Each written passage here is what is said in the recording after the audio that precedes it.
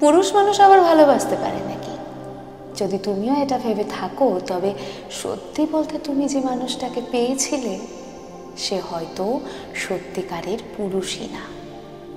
পুরুষ ভালোবেসে তার শখের নারীর জন্য সব কিছু করতে পারে। তার শখের নারীর খুশির জন্য মানঝির মতো পাহাড় কেটে রাস্তা বানাতে পারে।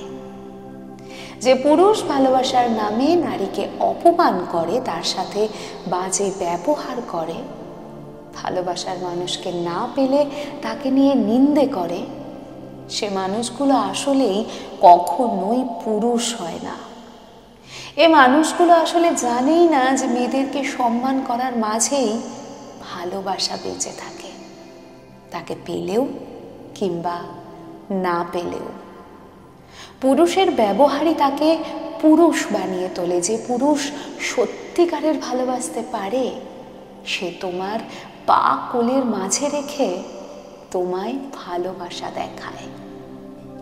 একসাথে 10টা প্রেম করা ছেলে আসলেই কখনো পুরুষ মানুষ হয় না। একজন পুরুষ কখনোই তার শখের নারীর চরিত্রে দাগ আনতে দেয় না।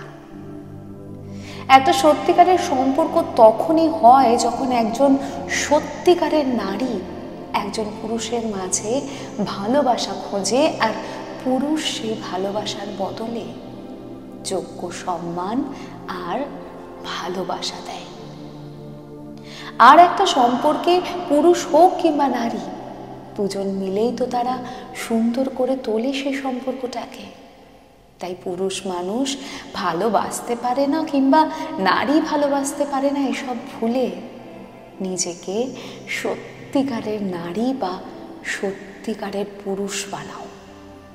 আর জীবনে সেই মানুষটাকেই বেছে নাও যে আসলেই হবে তোমার যোগ্য শখের পুরুষ কিংবা শখের নারী।